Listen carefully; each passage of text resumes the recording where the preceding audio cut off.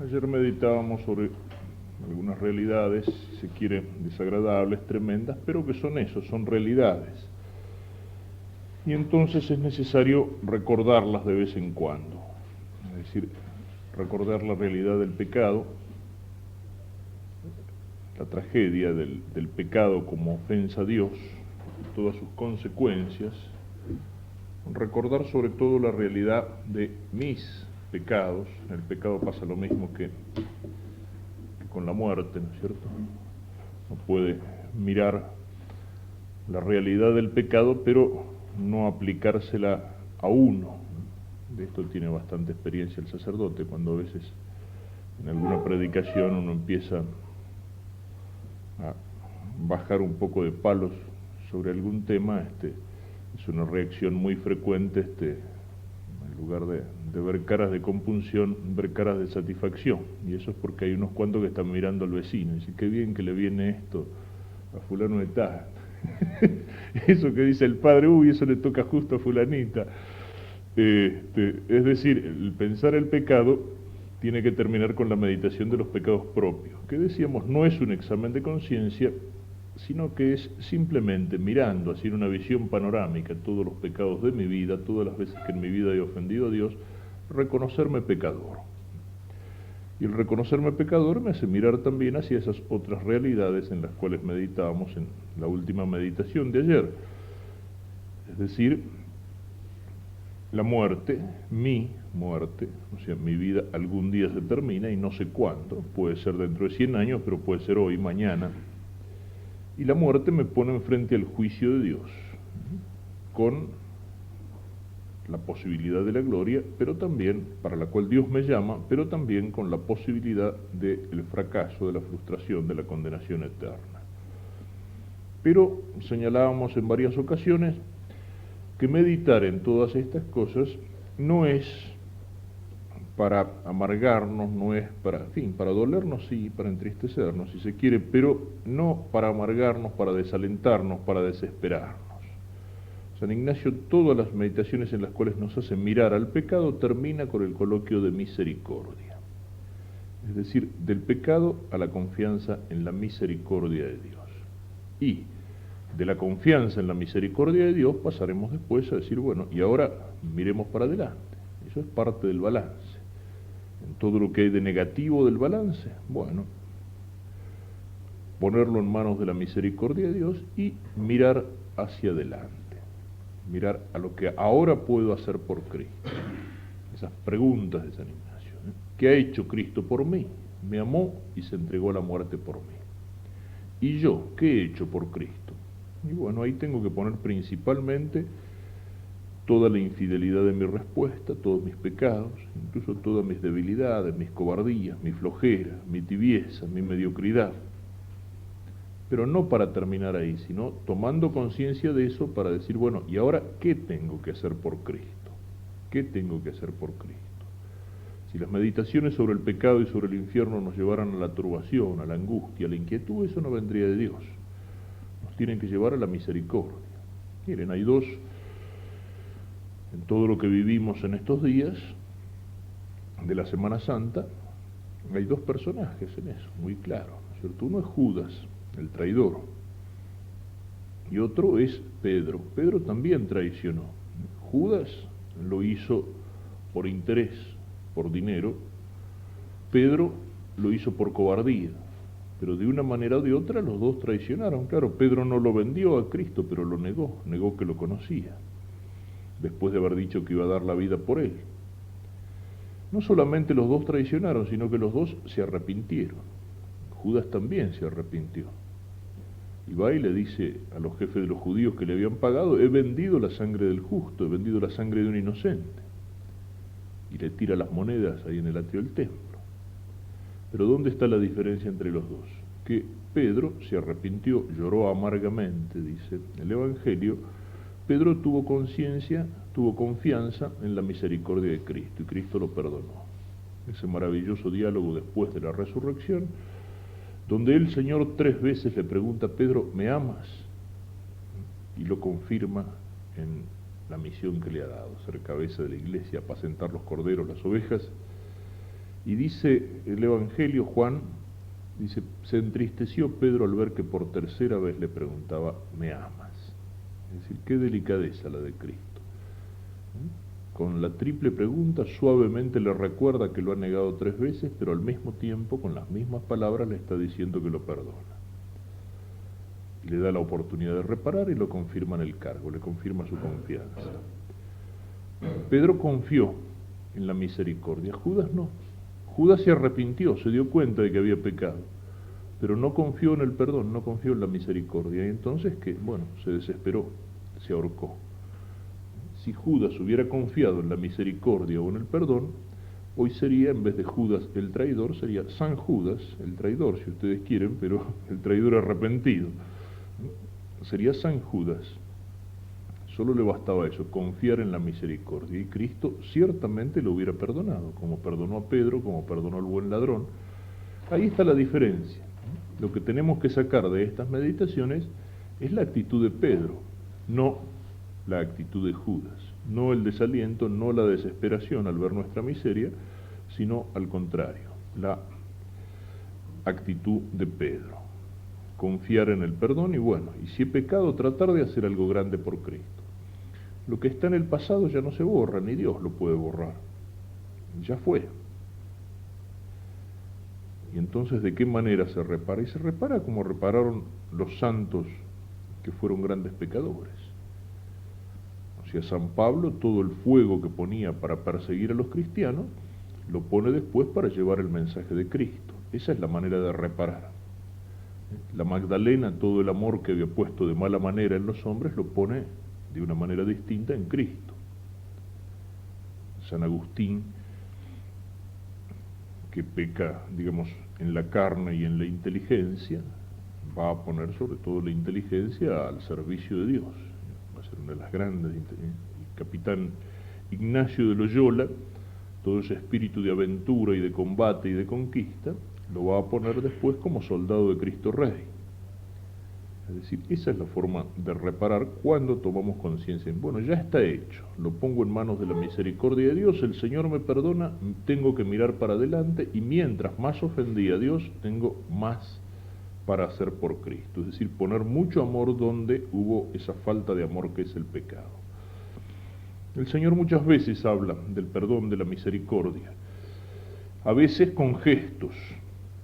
En el capítulo 8 de San Juan, la escena esa maravillosa de la adúltera perdonada. El que está sin pecado que tire la primera piedra. Y se van retirando de a uno, empezando por los más viejos, dice el evangelista, hasta que quedan Cristo y la pecadora, frente a frente. Como dice alguno, la miseria y la misericordia. Y las palabras de Cristo, ¿ninguno te ha condenado? No, yo tampoco. Pero le dice, vete y no peques más. Y luego, sobre todo, habla de esto en parábolas. El buen samaritano en el capítulo 10 de San Lucas. En el capítulo 15 de San Lucas tenemos 3 parábolas, la oveja y la dracma perdida, el hijo pródigo. Habla del servidor sin entrañas en el capítulo 18 de San Mateo. Le dice a Pedro que hay que perdonar 70 veces 7. Nos dice Lucas capítulo 6 que tenemos que ser misericordiosos como el Padre que está en los cielos es misericordioso. Pero de las acciones y de las parábolas de Cristo tal vez ninguna resume mejor la realidad del pecado y la realidad del perdón y de la misericordia como la parábola del hijo pródigo. La conocemos, pero siempre vale la pena, y sobre todo en este momento de los ejercicios, volver sobre ella. Y se encuentra en el capítulo 15 del Evangelio de San Lucas. Es uno de los motivos por los cuales decíamos se llama a este Evangelio el Evangelio de la Misericordia. Lo resalta de una manera particular, la misericordia de Dios. En primer lugar nos pone esta parábola enfrente a la realidad del pecado. Dijo Jesús, un hombre tenía 2 hijos, y el menor de ellos le dijo al padre, Padre, dame la parte de la herencia que me corresponde. Y él les repartió la herencia. Pocos días después, el hijo menor lo reunió todo y se marchó a un país lejano donde malgastó su hacienda viviendo como un libertino. Todo esto, digamos, es como una glosa de todo lo que decíamos en el principio y fundamento perfectamente resumido. Dame la parte de la hacienda que me corresponde. Es decir, ¿cuál es la parte de la hacienda? Lo que Dios ha destinado para cada uno de nosotros. Todo eso que decíamos ayer con palabras del Evangelio son los talentos. Los talentos que pueden ser del alma, la gracia, las virtudes, nuestra adopción como hijos de Dios, el ser católicos, el haber sido bautizados, el haber recibido los sacramentos, los talentos de la inteligencia, los talentos de la voluntad, nuestras cualidades personales, físicas, psicológicas, espirituales, todas aquellas cosas que poseemos, los bienes que el Señor nos ha dado, el estudio, la profesión, el trabajo, las habilidades, las capacidades, todas aquellas relaciones que tenemos, nuestra familia, todo aquello, los amigos, todo aquello que nos rodea, todas las posibilidades. Bueno, todo eso es la herencia. Decíamos que todas las cosas creadas tienen que ser para nosotros camino que nos lleva hacia Dios. Esa es la herencia del Padre. Una herencia que Dios nos da ¿para qué? Dios la da para que la usemos bien, pero que Él respeta nuestra libertad, podemos usarla mal. Y eso es lo que hizo este hijo pródigo. Hay dos elementos que decíamos en el pecado, en la expresión de San Agustín: aversio a Dios, es decir, volverle las espaldas a Dios, y conversio a criaturas, es decir, volverse de una manera desordenada hacia las criaturas, poner el corazón en las cosas creadas de una manera desordenada, es decir, como Dios lo merece, no como lo merecen esas criaturas. Aquí aparecen las dos cosas. Una vez que recibe la hacienda, dice, reunió todo y se marchó a un país lejano. Eso es la aversio a Dios que hay en el pecado, la separación de Dios. Alejarse de la casa del Padre. O sea, el hijo, una vez que recibe la herencia, le vuelve las espaldas al Padre y se va de la casa del Padre. Se va a un país lejano. Es decir, lejos del Padre, lejos de Dios. Y en ese país lejano, dice, malgastó su hacienda viviendo como un libertino. Ahí tenemos la conversión desordenada a las criaturas. Es decir, hizo un mal uso de la hacienda. El hijo podía haber hecho de esa hacienda un buen uso. O sea, con lo que el padre le daba hubiera podido instalarse, trabajar o seguir adelante, fundar una familia, o sea, alegrar el corazón del padre. Es decir, mi hijo supo utilizar bien aquello que yo le entregué. Pero no, vive como un libertino, es decir, malgasta las criaturas. No era mala la herencia, a lo mejor ni siquiera era malo que el hijo lo pidiera, pero es malo que la malgaste. Aquí entra todo lo que decíamos ayer, el valor de los bienes, el valor de las cosas creadas, el valor de las criaturas, Dios que ha hecho todo bueno, y esa regla de oro que nos pone San Ignacio del tanto cuanto. Usar de las cosas en tanto cuanto me llevan a Dios, apartarme de las cosas en tanto cuanto me separan. Esa indiferencia que decíamos no es indiferencia psicológica, no es escepticismo, sino que es libertad en frente a las cosas. Saber tomar y saber dejar. Saber usar, saber no usar. Es decir, para eso conocer el valor de las criaturas. Tener, digamos así, una escala de valores en las cosas creadas. No es despreciarlas, no es odiarlas, es no amarlas más de lo que merecen. Saber que son medio, que son instrumento, que mi corazón no se tiene que pegar ahí, que son camino. Bueno, todo eso aparece resumido en esa frase: malgastó su hacienda, viviendo como un libertino. Es decir, hizo mal uso de la herencia del Padre. Es lo que nosotros hacemos cuando pecamos. O sea, estamos en la situación de este hijo. Este hijo es un personaje que existe a lo largo de toda la historia. Lo dice el Papa Juan Pablo II comentando esta parábola. ¿Quién es este hijo? Dice, es el hombre de todos los tiempos, comenzando por aquel que primeramente perdió la herencia de la gracia y de la justicia original. Es decir, comenzando por Adán, que tenía riquísima herencia de Dios. Es la imagen del hombre en pecado, la imagen del hombre de todos los tiempos. Esto es algo que se puede encontrar en casi todas las parábolas del Nuevo Testamento. Es decir, no solo tienen una significación individual, una significación moral, la parábola de un hijo bueno y de un hijo malo, la parábola del perdón del Padre, sino que de alguna manera esas parábolas representan toda la historia de la salvación.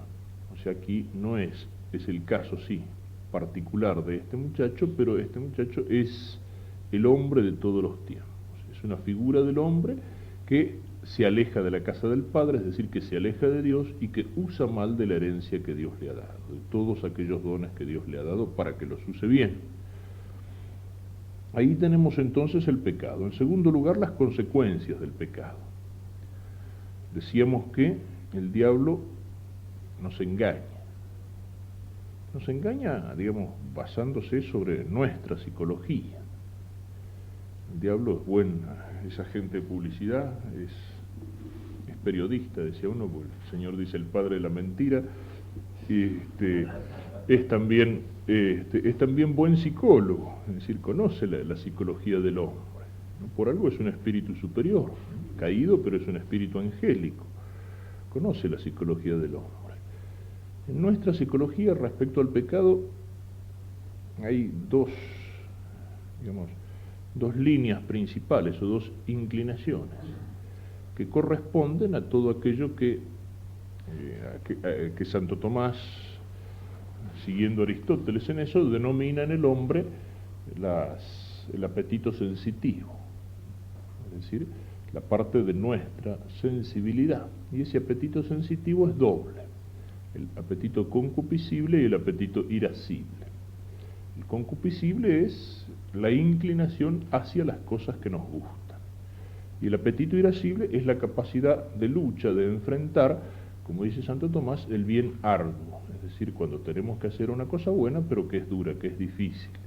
El hombre para eso tiene una inclinación que es una capacidad de lucha, una capacidad de combate, una capacidad de enfrentar la dificultad. El apetito concupiscible, en cambio, es el deseo de las cosas que nos gustan. En las dos, nuestra imaginación trabaja de una manera que el diablo sabe utilizar perfectamente bien. Ayer hacíamos referencia a esto cuando decíamos que el diablo trabaja como agente de publicidad. Es decir, nos muestra la atracción del pecado como mucho más lindo de lo que es.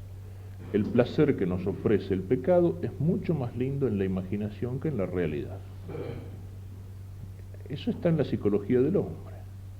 Eso está en la psicología del hombre. ¿Cuál es el problema que tiene a veces la moda femenina? Se acorta demasiado, pero llega un momento que acortándose por arriba y por abajo muestra demasiado. Entonces pierde eficacia. Entonces por ahí se alarga de vuelta. ¿Por qué pierde eficacia? Pierde eficacia porque no deja nada a la imaginación. La mujer que quiere provocar con su forma de vestir, tiene que dejar algo a la imaginación. ¿Por qué? Porque la imaginación agranda las cosas. O sea, hay más atractivo, hay más incitante en aquello que se insinúa de alguna manera que en aquello que se muestra total y abiertamente, sin ningún velo. La imaginación nos muestra la cosa más linda de lo que es en la realidad. Y por eso precisamente cuando nos dejamos llevar por esa imaginación y pecamos, después del pecado uno se siente vacío, uno se siente decepcionado, uno siente que no era tan lindo. Hice esta macana y no valía la pena. Es el primer paso del remordimiento, es decir, la decepción que deja interiormente el pecado, el rechazo, el asco, el disgusto, el desgano. Y en cambio, en el apetito irascible, es decir, en la capacidad de lucha, la imaginación trabaja al revés. El apetito irascible se dirige a las cosas buenas que tenemos que hacer, pero que vienen acompañadas con una dificultad. Y ahí la imaginación, ¿qué hace? La imaginación agranda las dificultades. La imaginación agranda las dificultades, y las dificultades para esa cosa buena que tenemos que hacer son más grandes en la imaginación que en la realidad. En el plano humano, es lo que puede pasar antes de un examen. Si uno antes tiene que rendir un examen y se pone a pensar, uy, aquello no lo repasé, y si me preguntan esto, y no sé si me voy a acordar de lo otro, se hace un mundo. Es lo que pasa antes de someterse a una operación, por ejemplo. Uno le empieza a trabajar la cabeza y va a la operación con un susto respetable. Y así en todas las cosas que tienen algún elemento de dificultad. Por eso después que uno se largó, a pesar del temor, no se dejó llevar por la imaginación y se largó a hacerlo, pasa al revés que con el otro pecado. Acá uno dice, no era tan difícil como parecía. La imaginación me había agrandado las dificultades. Es lo mismo que pasa en la vida espiritual. Yo quiero ser santo, quiero entregarme a Cristo, yo quiero hacer apostolado, quiero cambiar, así, pero vos imagínate, y esto y lo otro y lo demás allá, nos empieza a mostrar todos los inconvenientes, todas las dificultades, o sea, lo que nos lleva a la aridez, al desgano, al descanso. Son las dos formas fundamentales de tentación. Eso está en nuestra psicología, en ese doble apetito, en esa doble inclinación que dice Santo Tomás, esa doble potencia, pero el diablo lo sabe utilizar muy bien. San Ignacio lo toca en la discreción de espíritu, por eso hay dos formas de combate. En la primera clase de tentaciones, cuando nos agranda la belleza del objeto, ¿qué es lo que hay que hacer? Huir. Un mal pensamiento no hay que pelearlo en contra, no, hay que huir, poner la cabeza en otra cosa. En cambio, en todas aquellas tentaciones que nos agrandan la dificultad de la cosa buena y que entonces nos llevan a dejarnos estar, a la tibieza, a la mediocridad, a postergar la conversión, a postergar aquello que el Señor nos pide, ahí no, ahí lo que San Ignacio dice, el agere contra, es decir, llevarla contra. Ahí hay que afrontar, ahí hay que dar más. Aquí la tentación aparece por el primer lado. Qué ilusiones que se habrá hecho este muchacho cuando salía de la casa llevando toda la plata del viejo. Qué ilusiones que se habrá hecho de felicidad, de diversión, de alegría, de placer, de esto y lo otro. Ahora, de ahora en adelante no hay más problema, la buena vida. Y durante un tiempo la tuvo. Pero el diablo nos engaña, nos miente. Esa felicidad que nos promete es mentirosa. Cuando hubo gastado todo, sobrevino un hambre extrema en aquel país y comenzó a pasar necesidad. Entonces fue y se ajustó con uno de los ciudadanos de aquel país que le envió a sus fincas a apacentar puercos. Y deseaba llenar su vientre con las algarrobas que comían los puercos, pero nadie se las daba. Esa es la situación en la que se encuentra. Muerto de hambre, envidiando la comida de los chanchos y cuidando chanchos. O sea, el Señor lo pone a propósito, la profesión, en fin, cuidar chanchos creo que nunca ha sido agradable en ninguna latitud del mundo, pero para los judíos era el animal inmundo, el animal que no podían comer, todo lo demás, ¿no? O sea que significa el rebajamiento extremo, significa la última miseria, el engaño del pecado. La felicidad que las criaturas no pueden dar, ahí toma conciencia de eso. Era más feliz en la casa del Padre. Puso su felicidad en cosas engañosas. Y entonces sí, la comparación que poníamos el otro día, ayer del balde de agua sobre el desierto. Durante un momento, pero después eso se evapora y uno queda teniéndose. Mi corazón está hecho para ti, inquieto está mi corazón hasta que descanse en ti. Pero necesita llegar hasta lo último. Ayer hablábamos también de la mano izquierda de Dios, que es una forma de su misericordia. Y a veces precisamente encontrarse en la situación límite en la que se encuentra este muchacho es una gracia de Dios. Es mucho más peligroso cuando al pecador las cosas le van demasiado bien. Entonces uno puede hacerse, aunque no sea verdaderamente feliz, uno puede hacerse la ilusión de la felicidad. Uno puede aturdirse utilizando todos aquellos medios que tiene en las manos. Tiene plata, tiene salud, aparentemente le va todo bien, tiene éxito, tiene fama. entonces puede creer que es feliz. Esa felicidad ilusoria, engañosa, mentirosa es mucho más peligrosa. A veces necesitamos el llegar a una situación límite. Decíamos el otro día, el enfermo en el hospital se acuerda de Dios, el preso en la cárcel, el soldado en el frente de combate se acuerdan de Dios. Esa situación límite es una gracia de Dios. Y en ese sentido puede ser una gracia de Dios un fracaso, puede ser una gracia de Dios una enfermedad, puede ser una gracia de Dios después de haber vivido de farra, como este muchacho encontrarse cuidando los chanchos y muerto de hambre. Porque necesitó eso para que se le fueran todas las macanas y todas las ilusiones de la cabeza. Entrando en sí mismo, es decir, empezó a pensar. Antes no tenía tiempo para pensar, vivía en el ruido, en la farra, en la diversión. Aquí en este momento dice, entrando en sí mismo. Dice, ¿cuántos jornaleros de mi padre tienen pan en abundancia mientras yo aquí me muero de hambre? Se despierta en él la nostalgia de la casa del Padre. Es el principio de la conversión. El pecado, decíamos, que es alejarse de Dios. Se alejó de la casa del Padre y se fue a un país lejano. Cuando en ese país se encuentra en la miseria, empieza a pensar. Se hace un silencio interior y en ese silencio surge la nostalgia de la casa del Padre. Como señala el Papa también comentando esto, dice, se da cuenta que ha perdido la dignidad de hijo.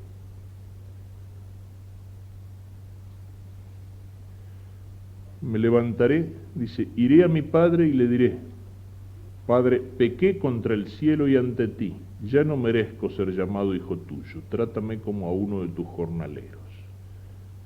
O sea, volver a la casa del Padre, es preferible ser siervo, ser jornalero, ser peón en la casa del Padre, que ser dueño de sí y ser rico en aquel país lejano, malgastando la herencia.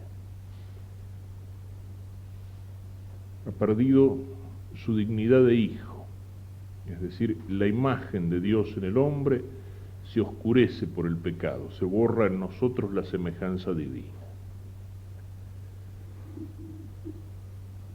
Y en ese momento es el principio de la conversión.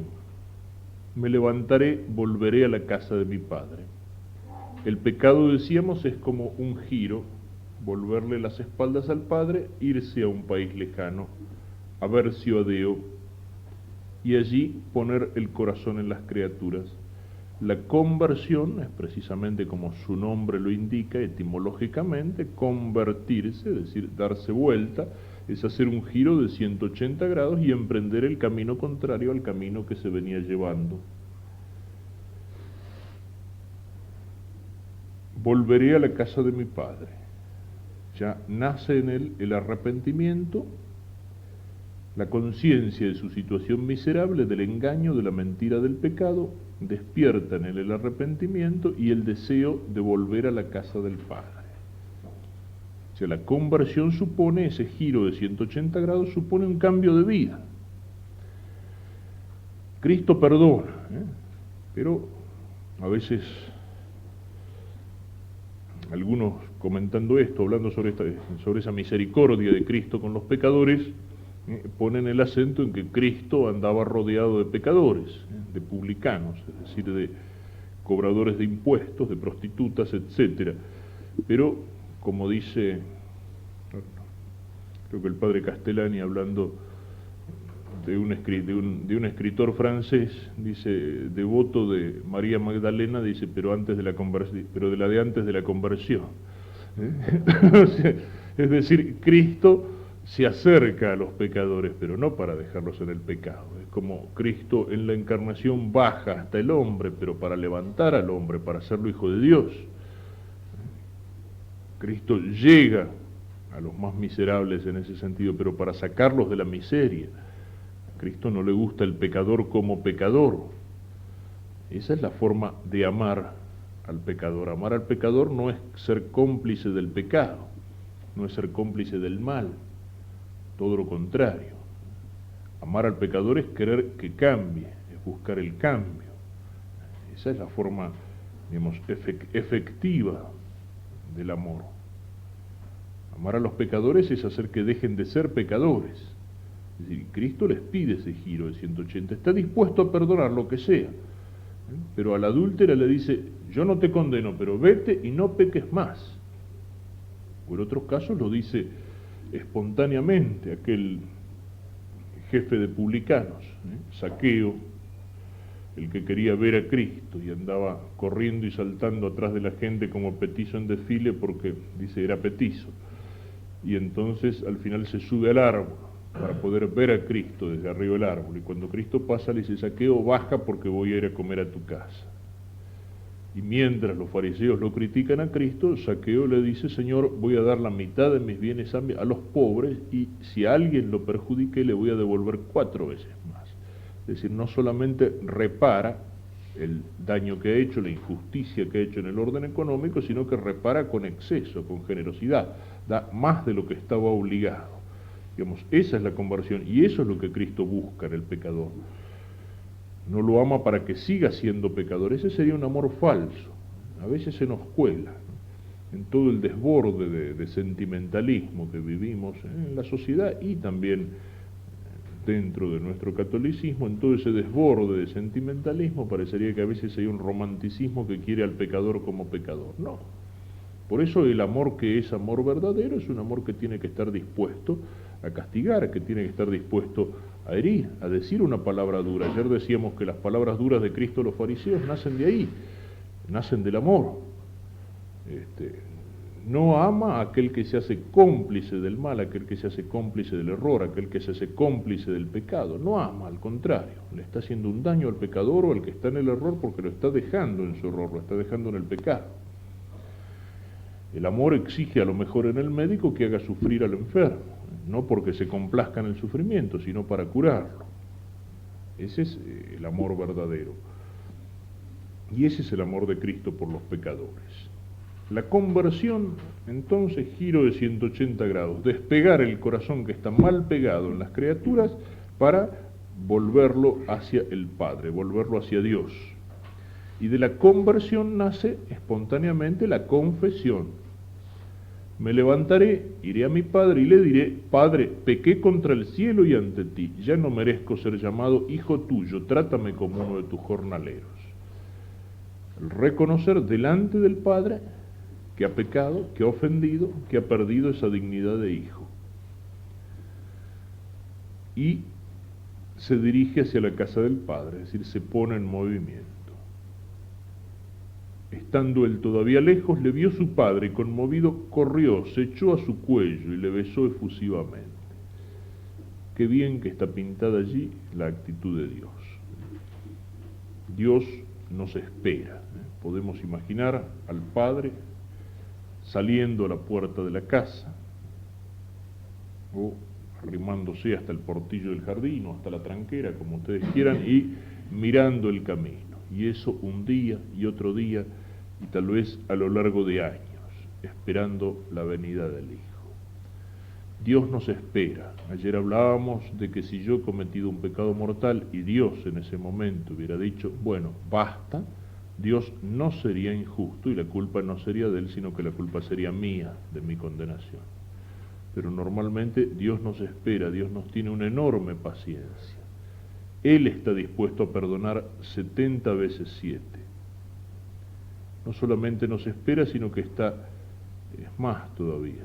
En fin, acá pone la imagen de un padre humano, pero cuando en el alma de una persona empieza a nacer, como en el alma de este hijo pródigo, empieza a nacer la primera nostalgia de la casa del Padre, cuando en el alma de un pecador, incluso de un pecador endurecido, empieza a surgir un movimiento de disgusto, de intranquilidad, de rechazo del pecado, de deseo de cambiar, aunque sea todavía, digamos, como una pequeña chispita, como un poquito de brasa que queda en medio de la ceniza, ya es Dios el que está trabajando ahí. Este tipo ha perdido la gracia santificante por el pecado, pero son las gracias actuales de Dios, es decir, los pequeños toques, los pequeños favores de Dios que llegan incluso al tipo que está en pecado. Son gracias que lo van encaminando hacia la conversión, es decir, a partir del primer momento de rechazo del pecado y la primera nostalgia o deseo de confesión, de cambio, ya está Dios trabajando allí. Es decir, ya está el Padre.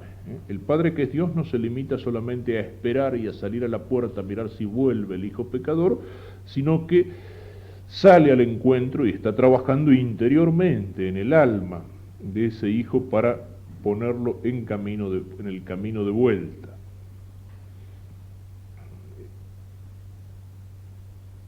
La misericordia de Dios es misericordia que ama, es misericordia que espera. Y el Padre sale al encuentro y lo abraza y lo besa. Yo siempre he visto en esta imagen el Padre que corre al encuentro del Hijo con los brazos abiertos, la imagen de la encarnación. Es decir, Dios tiene compasión de nuestra miseria, de la miseria de la humanidad en pecado, y sale a nuestro encuentro, es decir, en la encarnación Dios se hace hombre con los brazos abiertos, como el Padre en el gesto del abrazo son los brazos abiertos de Cristo en la cruz. Esos brazos abiertos de Cristo en la cruz, para atraer a todos los hombres hacia sí, son el Padre que sale al encuentro para abrazar al Hijo y perdonarlo. El Hijo empieza su confesión: Padre, pequé contra el cielo y ante ti, ya no merezco ser llamado hijo tuyo. Pero el Padre no lo deja ya ni hablar. Apenas empezamos nuestra confesión, nuestro arrepentimiento, bueno, el Señor ya nos ha perdonado y manda hacer una fiesta. Dijo a sus servidores: traed a prisa el mejor vestido y vestidle, y poned un anillo en su mano y unas sandalias en los pies. El devolverle el vestido de fiesta, es imagen de la gracia. Cuando Cristo en alguna parábola habla del infierno, el que no es admitido en el banquete del cielo es arrojado afuera porque no tenía el vestido de fiesta. Dios le devuelve la gracia, le devuelve su dignidad de hombre, que consiste precisamente en ser hijo de Dios, en ser imagen de Dios. Y festeja. Traed el novillo cebado, matadlo y comamos y celebremos una fiesta. Es decir, así una fiesta. Es lo que aparece en las dos parábolas anteriores. La oveja perdida, aquel que deja las 99 ovejas en el redil y sale a buscar la oveja que se perdió y cuando la encuentra se alegra. La mujer que ha perdido una moneda, una dracma, y la busca hasta encontrarla. Fiesta en el cielo por un pecador convertido. A veces nos puede chocar o nos puede tocar un poco, ¿no? Dice, pero no sé, uno puede tener la tentación del hermano mayor que se siente molesto, ¿no? Pero hay una realidad en esto. No sé, la alegría que hay por un pecador convertido. Yo alguna vez lo señalo hablando sobre la confesión, o la preparación para la confesión. Ese temor que uno siente a veces antes de la confesión, sobre todo si uno conoce al sacerdote o el sacerdote lo conoce a uno. Es decir, bueno, y sobre todo cuando se trata de una confesión gorda o de una confesión general. Es decir, bueno, ¿y qué va a pensar ahora el Padre de mí? Yo recuerdo que se lo escuchaba un sacerdote antes de entrar yo al seminario, vienen unos ejercicios espirituales ignacianos, y él decía, hablando de ese tema, decía, miren, cuando una persona viene y se confiesa con uno y a lo mejor le hace una confesión de toda la vida o una confesión hecha después de muchos años,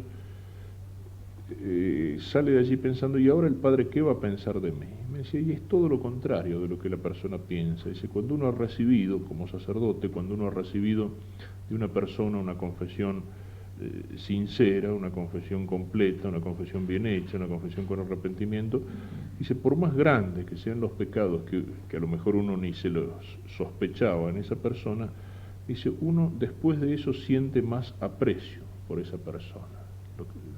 Digamos, lo aprecia, lo quiere más que antes. Yo cuando el cura ese me dijo esto no le creí, digamos, incluso, en fin, yo En ese tiempo andaba medio desparramado y digo, bueno, lo que está haciendo es tratando de convencerme de que me confiese, o por lo menos de hacerme más fácil la confesión. Pero después, bueno, causa también de ese mismo ejercicio ignaciano, después fui a parar al seminario y me tocó ver la cosa desde el otro lado del mostrador, y es cierto, es cierto. Yo varias veces lo pensaba, y bueno, ¿qué es lo que habrá ahí? No sé, ¿por qué puede ser que lo que el sacerdote siente, digamos, después de una confesión de ella sea más aprecio por la persona, en vez de decir, che, mirá todas las macanas que hizo este tipo? Y bueno, alguna vez le busqué hasta la interpretación psicológica, es decir, puede ser lo mismo que, qué sé yo, que puede sentir el psicólogo cuando una persona le confía todas sus cosas, a lo mejor ese gesto de confianza. Pero no es así, simplemente es una participación de esa alegría de Cristo. A veces en estos tiempos de Semana Santa, cuando el sacerdote tiene que pasar en una parroquia varias horas de confesionario, y bueno, y por ahí caen, digamos, qué sé yo, todas las confesiones comunes de gente piadosa que se confesó la semana pasada, que se confesó hace 15 días, el chico que viene con sus cositas de chico que le sacó la lengua a la hermanita, o la viejita que se distrajo en el rosario, y en medio de eso por ahí, pumba, te cae el pescado gordo, aparece el tipo, y bueno, hace 40 años que no me confieso, y detrás de eso una ristra de cosas. Y bueno, el sacerdote, en ese momento, qué sé yo, ¿qué es lo que uno siente? Uno siente ganas de darle un abrazo, ¿eh? No digo de decir, bueno, por fin uno que vale la pena, digamos, porque de alguna manera toda confesión vale la pena, ¿no es cierto? Toda confesión transmite gracia, y se la transmite a la viejita piadosa que no tiene pecado, sino... pero verdaderamente uno siente una alegría, y es una participación de la alegría de Cristo, o sea, de Cristo por la oveja perdida que vuelve. Es lo que cuentan del cura Brochero cuando tiene que poner la piedra fundamental en la casa de ejercicios espirituales, en la Villa del Tránsito, en su parroquia, ¿no? Dice, la piedra la tomó y la arrojó, la piedra así, y dijo, te fregaste, diablo. Y bueno, y eso es lo que puede decir el sacerdote después de una confesión bien hecha. O sea, una confesión bien hecha de un pecador, y mientras más tiempo hace que no se confiese y más grandes han sido sus pecados, es una victoria de Cristo y es una derrota de Satanás. O sea, es un motivo para alegrarse verdaderamente. Es decir, Dios no solamente se limita a perdonarnos, sino que hace una fiesta porque nuevamente nos recibe como hijos, es decir, nos devuelve el vestido de fiesta, de la gracia, y nos recibe en la casa. Y enfrente a esto sí, lo que dice acá, el celo del hermano mayor que se siente molesto. Aunque lo que dicen es que el que se puso más triste cuando volvió el hijo pródigo a la casa no fue tanto el hermano mayor, sino el novillo cebado. Pero bueno, al hermano mayor le molesta. O sea, él siempre había estado en la casa del Padre. Es el peligro del fariseísmo. El peligro de los fariseos. Es cierto que en los fariseos había hipocresía, se sentían justos, entonces despreciaban a los otros. Pero puede darse incluso en la persona que sí, que a lo mejor es buena. Yo lo he visto eso a veces, qué sé yo, buenos católicos, gente de muy buen corazón, gente apostólica y todo, pero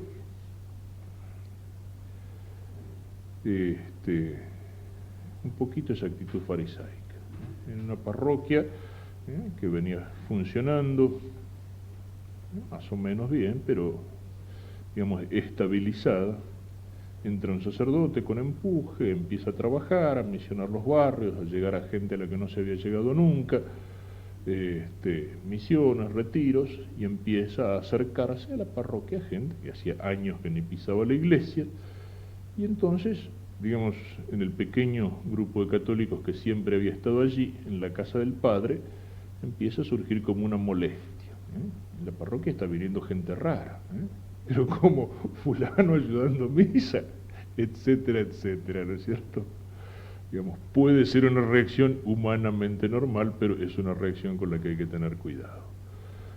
Es decir, si Dios recibe al pecador arrepentido, al pecador verdaderamente arrepentido, uno no tiene derecho a cerrarle la puerta. Uno no tiene derecho a mirarlo como un tipo de segunda categoría. Es decir, uno puede, digamos, si es bueno, si ha estado siempre en la casa del Padre, uno no puede tener esa actitud enfrente a aquel que verdadera y que sinceramente está arrepentido. Es decir,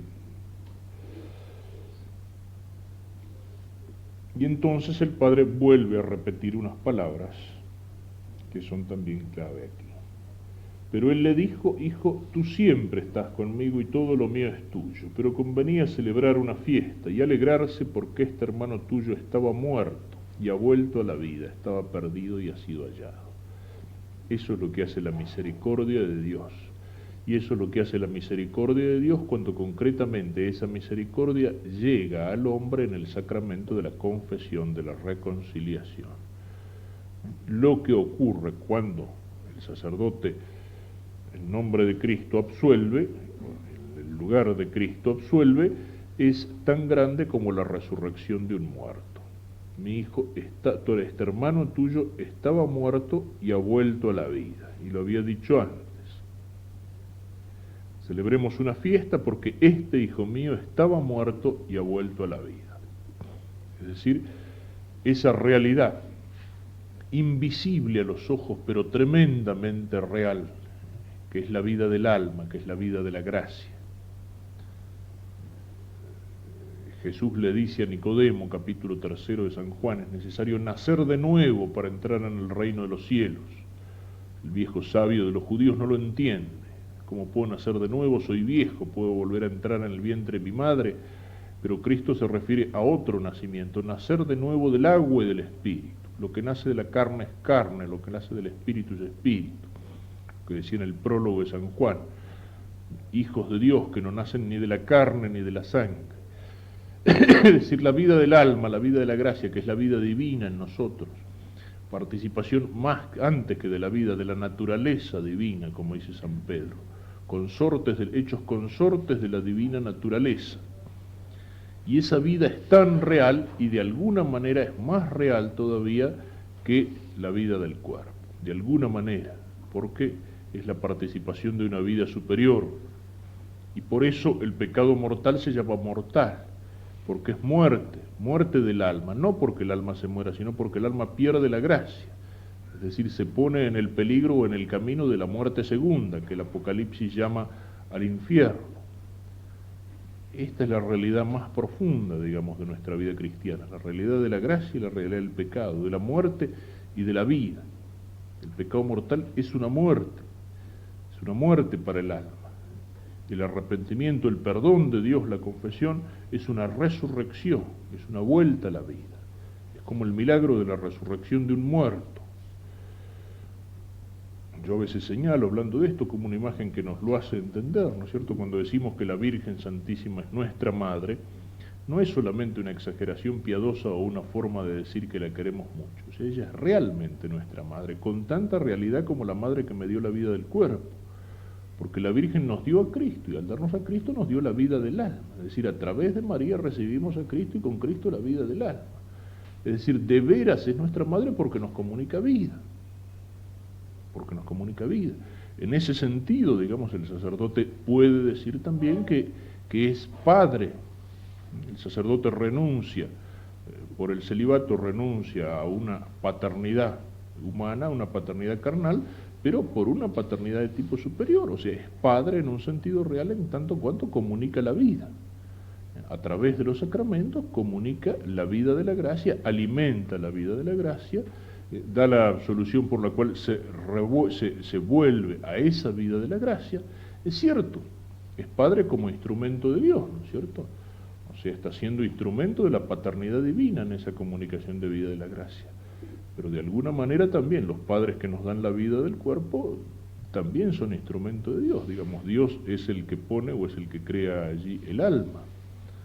También son colaboradores, en un orden o en otro. La paternidad es un reflejo, es una colaboración como instrumento con la paternidad divina, ¿no es cierto? Pero esa es la realidad de esa vida. Y eso es lo que el Señor nos devuelve, es como la resurrección de un muerto, el efecto de la misericordia de Dios.